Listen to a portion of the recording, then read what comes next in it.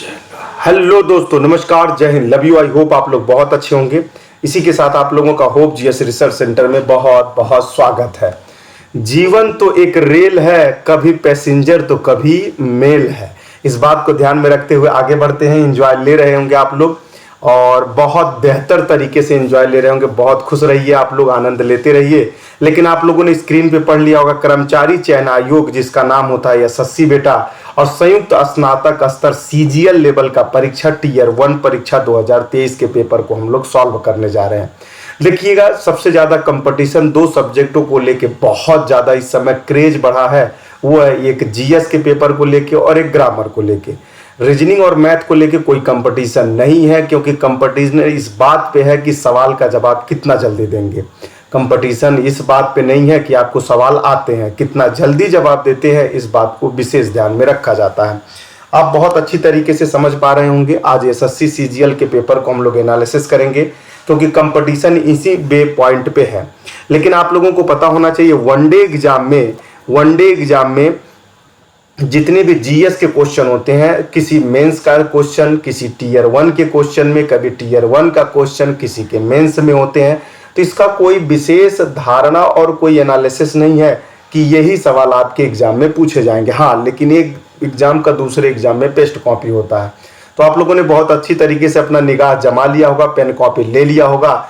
चलते हैं अब युद्ध की तैयारी के साथ, उधर आनंद लेंगे। क्योंकि पहला देखिए, समान जागरूकता, और समान जागरूकता के साथ सामान्य बात करने के लिए तैयार है हम लोग। कौन सा सामान्य बात करेंगे? तो सामान्य बात वही करेंगे समान जागरूकता के साथ। ईस्ट इंडिया कंपनी ने बंगाल की दीवानी कब प्राप्त की है? इन सवालों को सॉल्व करने से पहले यदि मेरा प्रीवियस ईयर का वीडियो आप देखे होंगे तो पहला सवाल ही आप बहुत अच्छी तरीके से हिट कर पाएंगे। कोई बात नहीं, यदि आप नए हो तो समझते चलिए, उस वीडियो को नहीं देखे तो अब तो देख रहे हैं आप, अच्छी तरीके से देख लीजिए, ठीक है ना। चलिए चलते हैं सवाल की शुरुआत। अरे भाई, पेन कहाँ चला गया? सवाल की शुरुआत के साथ आगे बढ़ते हैं बेटा। चलिए, आ गया पेन। ईस्ट इंडिया कंपनी बेटा 1765 में आई थी। 12 अगस्त आप लोगों को यदि याद आ रहा हो, 12 अगस्त 1765, तो इस समय इलाहाबाद की बेटा इलाहाबाद की संधि ईस्ट इंडिया कंपनी के बीच हुई थी। तो ये ईस्ट इंडिया कंपनी का इलाहाबाद की संधि, दो संधि होती है, क्यों होती है? तो बक्सर के युद्ध का नाम आप लोगों को पता होगा, मैं नहीं बताऊंगा, आप कमेंट सेक्शन में बताइए कि बक्सर का युद्ध कब हुआ था। इसी को इतिहास में निर्णायक युद्ध माना जाता है। इससे पहले की युद्ध और होता है जिसको 1757 प्लासी का युद्ध कहा जाता है। 1757 के युद्ध क्यों होते हैं उसके पीछे नहीं जाएंगे, बस इससे ज्यादा एलोबरेट नहीं कर पाएंगे। बक्सर के युद्ध के बाद जब निर्णायक युद्ध होता है तो वहां का जो दीवानी मामला होता है और विदेशी मामला होता है, सैनिक संरक्षण मामला होता है, राज्य वसूली का मामला अंग्रेज अपने हाथों में ले लेते हैं। लेकिन शासन चलाने का व्यवस्था वहां की जिम्मेदारी नवाबों को सौंपा जाता है।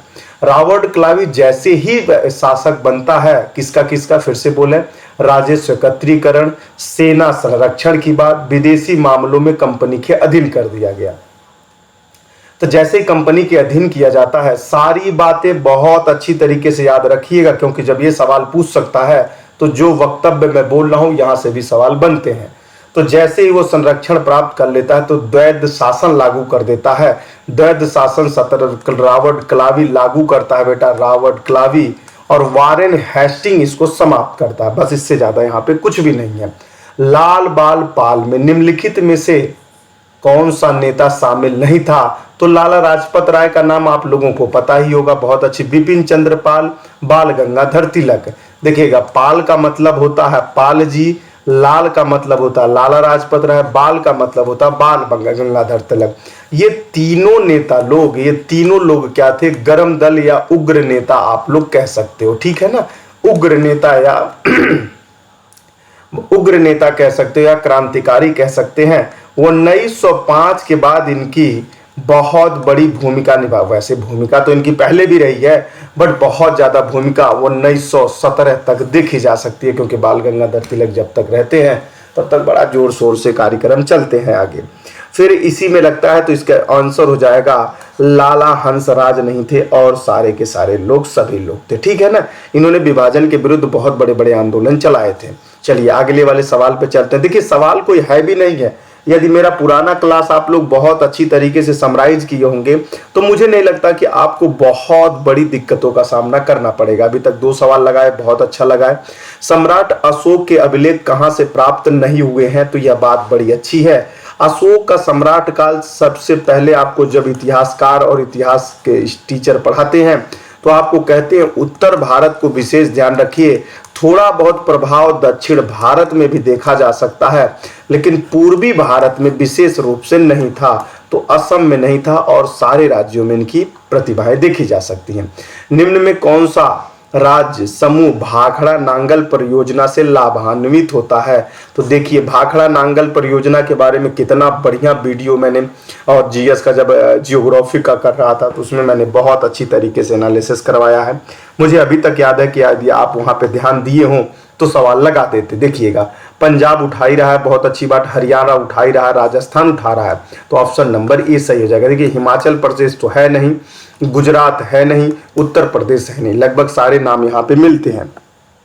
भाखड़ा नांगल परियोजना सतलज नदी पे बनाई गई है, यह बात आप लोगों को पता होना चाहिए। 1963 में जब नेहरू जी प्रधानमंत्री थे बेटा, नेहरू जी, तभी यह देश को सौंपा गया था। कब सौंपा गया था? 1963 में। यह बहुउद्देशीय परियोजना है और यह भारत का भी सबसे बड़ी परियोजना में सबसे बड़ी बहुउद्देशीय परियोजना है। कौन सी? नदी घाटी सबसे बड़ी परियोजना है। तो आप लोगों को क्लियर कट हो गया होगा। देखिए कितना बढ़िया सवाल है। पढ़ने के लिए लोग क्या क्या कहां से पढ़ते हैं, सवाल कहीं से आया कहीं से नहीं आया। चंद्र ग्रहण के समय निम्न में से कौन सा मध्य में रहता है? तो बहुत अच्छी बात है। तो चंद्र ग्रहण तो आप लोगों को बहुत अच्छी तरीके से पता होना चाहिए, नहीं पता है तो चलिए हम जानकारी दे देते हैं। चंद्र ग्रहण के समय सूर्य और चंद्रमा के मध्य पृथ्वी आती है। कौन आता है बेटा? चंद्र ग्रहण के समय सूर्य और चंद्रमा के बीच में पृथ्वी आ जाती है। हमेशा यह ध्यान रखिएगा, सदैव हमेशा चंद्र ग्रहण कब आती है? तो पूर्णिमा के दिन ही आता है बेटा। कब आता है? पूर्णिमा के दिन ही आता है। इसी को फुल मून कहा जाता है। प्रत्येक पूर्णिमा को चंद्र ग्रहण नहीं होते। देखिए, जब भी चंद्र ग्रहण लगेगा, चंद्र ग्रहण के समय निम्न में कौन सा मध्य में रहता है? तो जब चंद्र ग्रहण लगता है बेटा, तो कब लगता है? जब चंद्रमा और सूर्य के बीच में पृथ्वी आ जाती है, तभी जाके चंद्र ग्रहण लगता है। लेकिन मैंने बोला ये हमेशा पूर्णिमा के दिन होती है, तो लेकिन यदि चंद्र ग्रहण नहीं है तो सदैव पूर्णिमा के दिन ही होगा, ऐसा नहीं है। ठीक है ना? क्योंकि चंद्रमा और पृथ्वी के कक्ष में 5 अक्षांश का अंतर आता है, इसी के कारण ये सारी परिक्रमाएं रची जाती हैं। आगे बढ़ते हैं। निम्नलिखित में से कौन सा भारतीय राज्य अंतर्राष्ट्रीय सीमा तथा समुद्री तट को संपर्क नहीं करता है? गजब सवाल है भाई, मानना पड़ेगा यार। निम्नलिखित में से कौन सा भारतीय राज्य अंतर्राष्ट्रीय सीमा तथा समुद्र तट को संपर्क नहीं करता है? चलिए बताइए, बड़ा अच्छा सवाल है। वैसे आप लोग हैंडल कर पाए तो बड़ी अच्छी बात होगी, मुझे लगता है कर जाएंगे। ये हो जाएगा बेटा झारखंड। अरे उत्तर प्रदेश भी तो है सर। अरे उत्तर प्रदेश नहीं है, अंतर्राष्ट्रीय सीमा तो साझा कर रहा है, जो बचा खुचा वो समुद्री सीमा होना चाहिए। दोनों में से कोई ना कोई करना चाहिए। तो असम भी तो करता है, बंगाल का करता है, पश्चिम बंगाल भी बंगाल का करता है, तो पश्चिम बंग का मतलब बंगाल का मतलब होता है बेटा। तो समुद्री तट कोई ना कोई तो तट तो टच ही कर रहा है।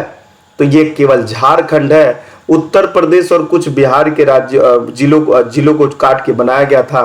15 नवंबर को बनाया गया था बेटा, 15 नवंबर 2000 को यह बनाया गया था। बस इससे ज्यादा यहाँ पे ज्यादा बता नहीं सकते। चलिए आगे बढ़ते हैं। निम्नलिखित में से कौन सी पर्वत चोटी भारत में स्थित नहीं है? ऐसे सवाल जो आप लोग 50 बार पढ़ चुके हैं, ऐसे सवाल जो आप लोग 50 बार पढ़ चुके हैं। यह होगा बेटा गुरला मंदाता होगा। गुरला, नामचा बरुआ तो है, यह है नंगा पर्वत है, यह है नंदा देवी, तो आपको सारे को पता है।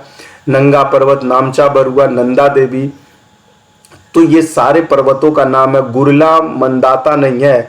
और यह कहाँ पे पड़ता है? तो यह बेटा ध्यान रखिएगा, यह पर्वत की चोटी तिब्बत में पड़ती है। कहाँ पे पड़ती है? तिब्बत में पड़ती है। इसकी पूरी ऊंचाई 77-28 है शायद, हाँ 77-28 मीटर, ये याद आ रहा है 77-28 मीटर ही है। यह पर्वत हिमालय की नाला कंकर हिमालय की श्रेणी में आता। देखिएगा नाला बेटा, नाला कंकर है, नाला कंकर हिमालय की श्रेणी से सदस्य है। यह कहां से कहां तक फैला हुआ है, तो यह दक्षिण तिब्बत से लेके नेपाल तक फैला हुआ है। यह विश्व का, ध्यान रखिएगा, यह विश्व का 34वां सबसे ऊंचा पर्वत है। 34वां सबसे ऊंचा पर्वत है बेटा, देखिएगा सबसे ऊंची चोटी है, पर्वत चोटी है कह लेंगे आप लोग। चलिए आगे बढ़ते हैं। कोरोमंडल तट पर अधिकतर वर्षा निम्न में से किसके कारण होती है? चक्रवाती, आवादा, पश्चिमी विक्षोभ, उत्तरी पश्चिमी, दक्षिणी पश्चिमी मानसून। बहुत अच्छा, 33 नंबर सवाल का जवाब दीजिए, किसके कारण होती है? तो तमिलनाडु में कोरल तट होता है बेटा, कोरोमंडल तट है। अधिकतर वर्षा चक्रवातीय के कारण होता है। किसके होता है? चक्रवातीय के कारण होता है। देखिएगा ये भारत है पूरा बेटा, जब मानसून आता है तो सबसे पहले 6 जून को यहाँ पे मानसून प्रवेश कर जाता है महाराष्ट्र वाले एरिया में।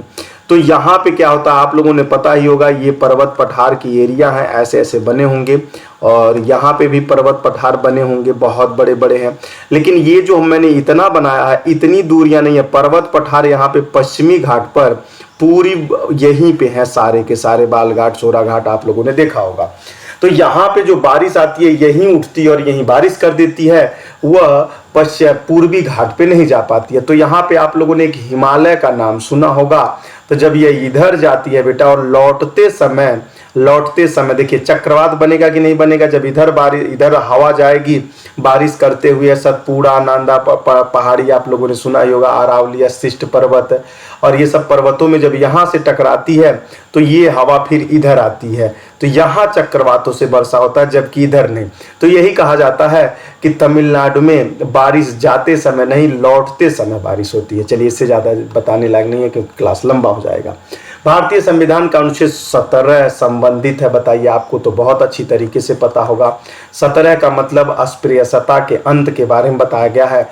कौन से भाग में है? तो भाग 3 में है। 12 से लेके 35 तक है। और किसके बारे में बताया गया है? मौलिक अधिकार के बारे में बताया गया बेटा, फंडामेंटल हमारे राइट्स होते हैं। यदि इसका कोई उल्लंघन करता है तो आर्टिकल 32 के तहत हम एससी में जा सकते हैं, सुप्रीम कोर्ट, और 226 के तहत हम एचसी में जा सकते हैं। फंडामेंटल राइट्स और क्या नाम है, रिट, इसके द्वारा ये रिट जारी करते हैं। सबसे ज़्यादा रिट जारी करने का अधिकार किसको है? तो यह उच्च न्यायालय को सबसे ज़्यादा रिट जारी करने का अधिकार प्राप्त है। चलिए आगे।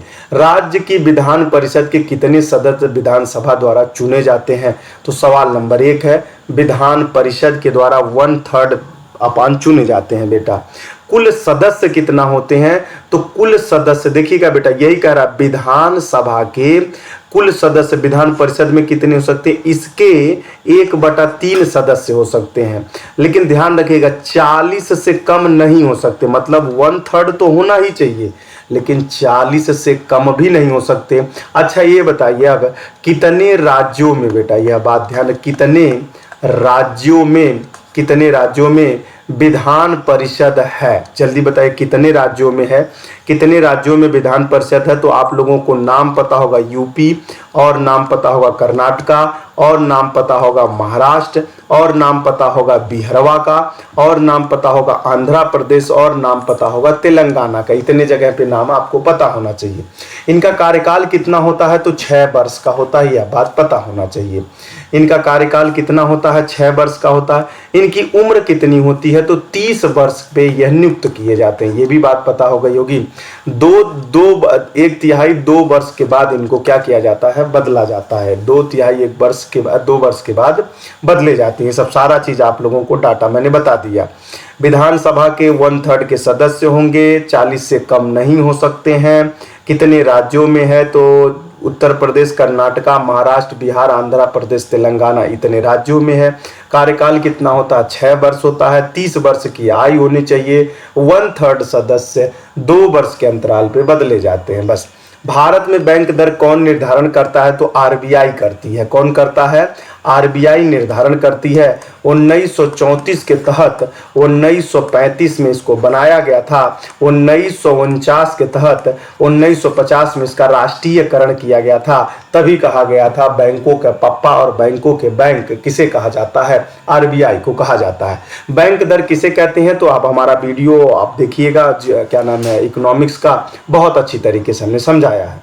चलिए, किसी दी गई अवधि के लिए एक देश की राष्ट्रीय आय बराबर है। ये भी इकोनॉमिक्स से ही सवाल है, क्योंकि आप लोगों को बहुत अच्छी तरीके से तैयारी करने की जरूरत है। कारण क्या जानते हैं, कारण ये है, कारण अच्छे से तैयारी क्यों करना है सर, देखिए यदि एसएससी का एग्जाम आप देते हैं, एसएससी का एग्जाम देते हैं तो ये 26 से 27 पोस्ट के एग्जाम की तैयारी करवाती है बेटा। 26 से 27 पोस्ट के साथ साथ और विभाग की तैयारी करवाती है, तो उसमें इकोनॉमिक्स और विज्ञान, साइंस, जीएस सारे सवालों को वेरिएशन रख के पूछा जाता है। और भी जितने भी एग्जाम है, खासकर लगभग सभी लोग एग्जाम पे ध्यान देते हैं, लेकिन एक कोई पार्टिकुलर एग्जाम है तो वो कोई विशेष सब्जेक्ट पे भी ध्यान देता है, ऐसा देखा जाता है। तो 37 नंबर सवाल का जवाब दीजिए, क्या आ जाएगा, ऑप्शन नंबर डी हो जाएगा। ऑप्शन नंबर डी आपको दिख ही नहीं रहा होगा, तो चलिए कोई बात नहीं। उत्पादित अंतिम वस्तु और सेवाओं के मौद्रिक मूल्य को कहा जाता है। ये सब कहाँ मिलेगा सर, आप जाइएगा, लिखिएगा होप, लिखिएगा बेटा होप, होप सेंटर बल लिख के आप लिख दीजिएगा ECON, इकोनॉमिक्स लिख दीजिएगा, तुरंत में तुरंत आपको मिल जाएगा। बहुत अच्छी तरीके से एनालिसिस की है। 2011 की जनगणना के अनुसार भारत की साक्षरता दर कितने प्रतिशत थी, गजब सवाल। अब ये भी कहेंगे कि हमें स्पेशल पढ़ने की जरूरत है और मैराथन 14 घंटा वाला पढ़ना है, मैराथन 68 घंटा वाला पढ़ना है। इसमें क्या पढ़ना है, जर्नल अफेयर्स है और उसमें आपको सारी बातें धीरे धीरे हम क्वेश्चन फॉर्मेट में बता दिए। पढ़ने की तो आवश्यकता नहीं है यहाँ पे। एसएससी के सीजीएल जैसे एग्जाम को आपके पढ़ने की आवश्यकता नहीं पड़ रही है, तो आप बताइए फिर भी वही बातें रटे जा रहे हैं, पढ़ना है पढ़ना है, क्या पढ़ना है, इसमें क्या पढ़ना है, सारी कुछ तो मैंने हैंडल करवाया है। 25 सवाल से उठाए हैं, 38 तक पहुंच गए, अभी 50 तक भी पहुंच जाएंगे। एक भी सवाल मेरे बाय डिफॉल्ट जितने प्रीवियस ईयर के पेपर को एनालिसिस करवाया है, यदि आप उनको भी बैठ के समग्रता से देख लीजिए ना, तो आपको एक भी बुक जीएस में पढ़ने की जरूरत नहीं है, ना खरीदने की जरूरत है। करंट अफेयर बहुत कम एसएससी लेके चलती है, लेकिन थोड़ा बहुत आपको जानकारी रखनी पड़ेगी, छोड़ तो नहीं सकते हो भाई। होप नाम है, इस सेंटर का नाम होप है और दोनों हाथ आप लोगों को दिख रहे होंगे, इन दोनों पे आपके विश्वास को लेके उतरे हैं। विश्वास पे यदि नहीं उतरे तो फिर किस बात का रहना, क्योंकि विश्वास पे ही डगर है और चुन आप भी हो उसी पे चलिएगा। अब हम बात करते हैं 2000 जनगणना के अनुसार भारत की साक्षरता दर 73% है। यदि पुरुषों का देखा जाए बेटा, पुरुषों का देखा जाए तो 80.9% पुरुष पढ़े लिखे हैं। यदि महिलाओं की बात की जाए तो 64.9% महिलाएं पढ़ी लिखी हैं। साक्षरता दर वाला सबसे अधिक वाला राज्य यदि देखा जाए तो वह केरल की बात आती है और बहुत अच्छी तरीके से आपको जानकारी होनी चाहिए। साक्षरता दर किसका है, केरल का। केरल का कितना है गुरुदेव, तो केरल का 94% है बेटा, केरल का 94% है। दूसरे नंबर पे कौन आ जाएगा, तो दूसरे नंबर पर मिजोरम आ जाएगा।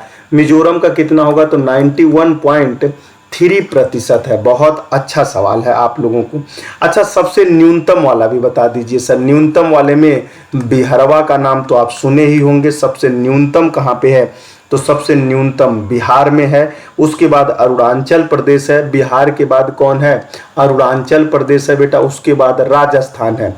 लेकिन यदि साक्षरता दर में बढ़ोतरी सबसे ज्यादा दर्ज की जाए तो वह बिहार में सबसे ज्यादा होती है। पता ये सब सारी बातें तो मैंने आप लोगों को पिछले वीडियो में सारा समझाया हुआ था। ये तो 2023 का पेपर है, मैं 2021 में 2022 में ही सारी चीज़ों को एनालिसिस करके वीडियो अपलोड किए। आप लोग अपने पे ज़्यादा विश्वास करें। देखो, आपको ऐसा नहीं लगता कि मैं एग्जाम निकाल पाऊंगा और जो मैं पढ़ रहा हूँ इसी में से आएगा, लेकिन आया तो वहीं से सवाल है। 2023 का पेपर लगा रहे हो, प्रामाणिकता है। ओनेगा झील कहाँ पर स्थित है, बहुत अच्छा सवाल है, क्योंकि यह करंट अफेयर में चल रहा था इसलिए पूछा है, ठीक है ना। इसलिए नहीं पूछा कि विदेश का है, इसलिए पूछा है कि यह मीठे पानी का झील है। थोड़ा मीठे पानी का स्तर गिरता हुआ जा रहा है, इसीलिए इसके मन में आया कि एक बार पूछ लेते हैं, क्योंकि विश्व युद्ध नहीं, थर्ड वार का कारण भी बनने जा रहा है, तो उसका नाम है रूस है बेटा। कहाँ पे है ये? रूस में पाया जाता है, पश्चिमोत्तर में है बेटा। देखिएगा पश्चिमोत्तर कहाँ पे है? इस वाला देखिए रूस है ये पूरा, इसका पश्चिम वाला एरिया है। यूक्रेन से इसका युद्ध चल रहा है, यह करंट अफेयर में था। बहुत बार यहाँ पे बम्बारमेंट कर रहा था, जिससे जन धन का नुकसान हुआ ही हुआ, और झीलों में भी बहुत ज़्यादा इन्होंने बम गिरा दिया था।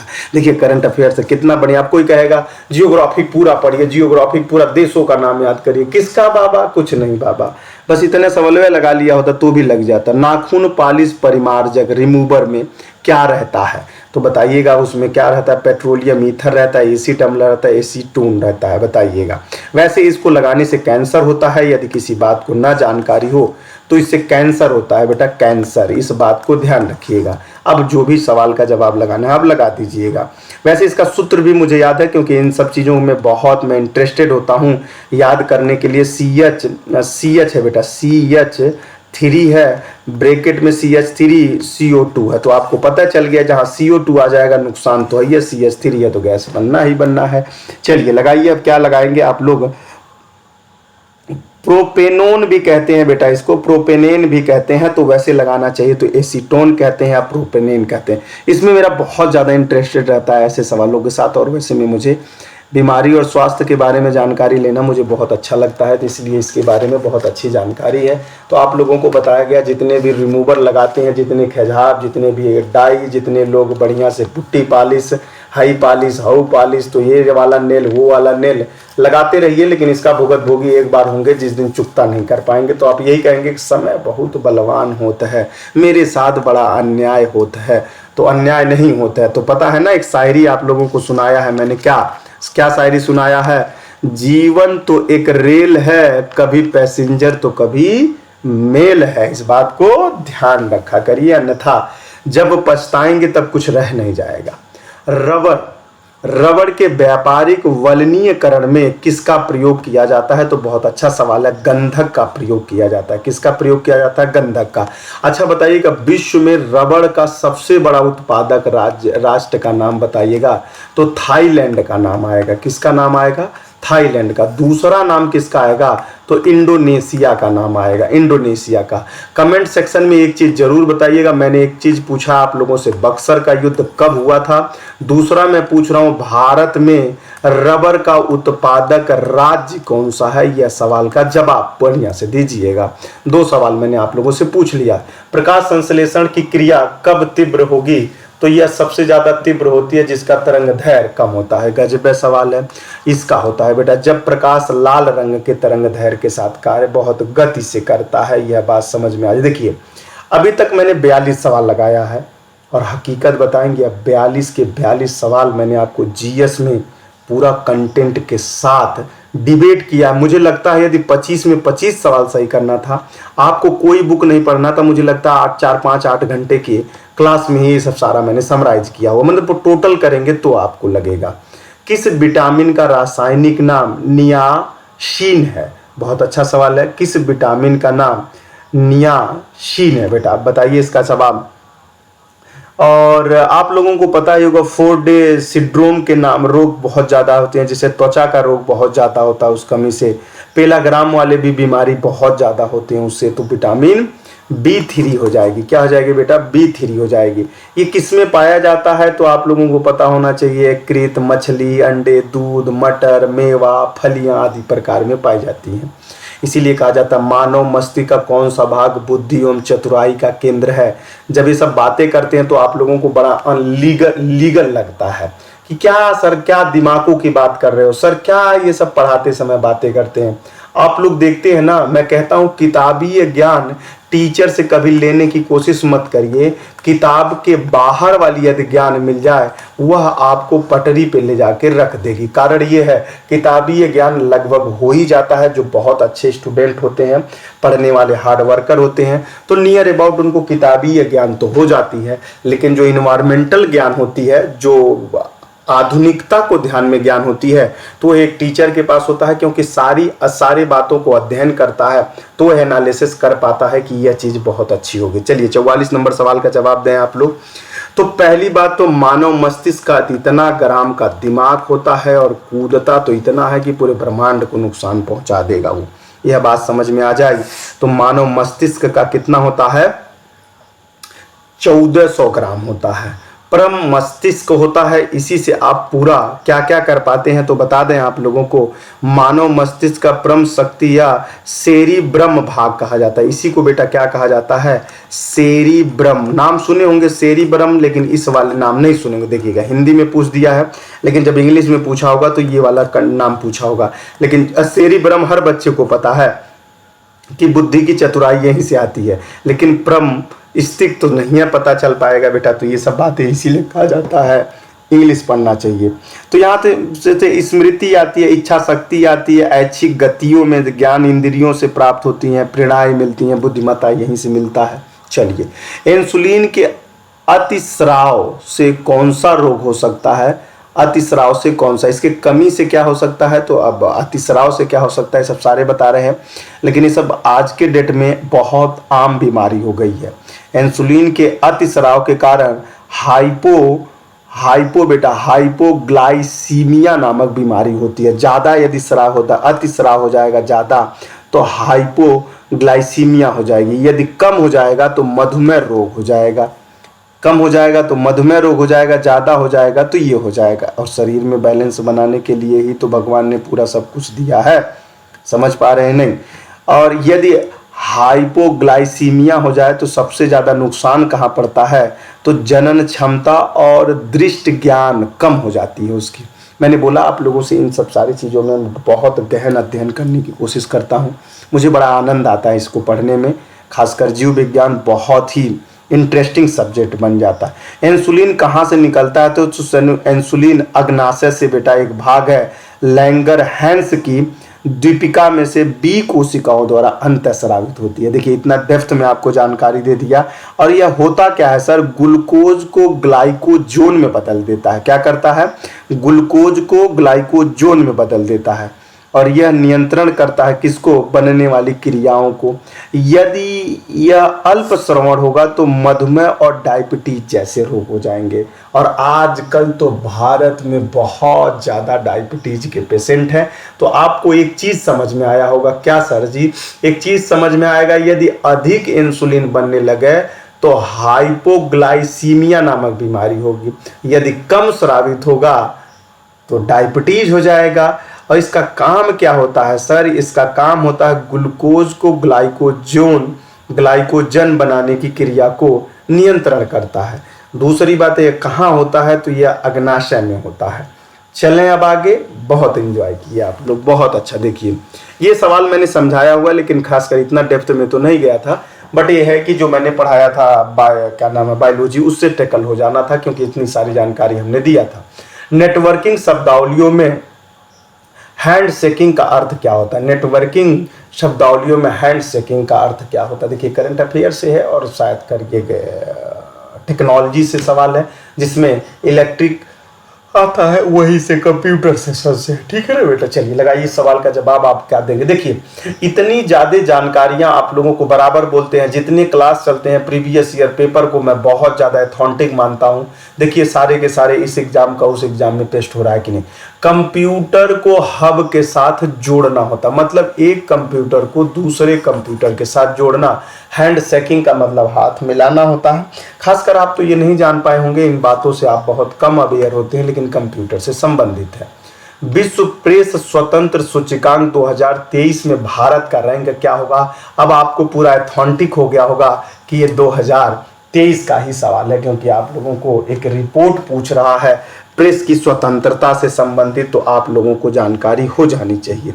विश्व प्रेस स्वतंत्रता सूचकांक 180 देशों में, ध्यान रखिएगा, भारत 180 देशों में 161वें नंबर पे। तो बचा कितना भाई? आप जोड़ लीजिए, 9 इधर जोड़ लीजिए, और मतलब भारत का कोई अस्तित्व नहीं है भैया यहाँ प्रेस की स्वतंत्रता पे।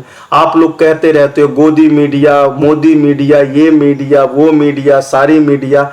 यहाँ पे प्रेस की स्वतंत्रता को, प्रेस वालों को, प्रेस का मतलब समझ रहे हैं ना, जो क्या नाम है, या तो ये न्यूज वाले हो जाए या हार्ड कॉपी वाले हो जाए, जैसा भी प्रेस मतलब जो भी न्यूज आप लोग सुनते हैं उससे संबंधित है, तो भारत में स्वतंत्रता कम है।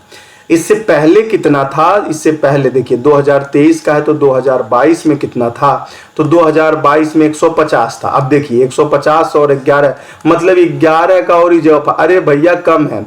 आज तक स्पेन 7वां मर्तबा पहले स्थान पे आया है। ध्यान रखिएगा, सबसे ज्यादा बार विश्व में कौन आया है, 7 वर्ष से लगातार पहले नंबर पे स्पेन रहता है।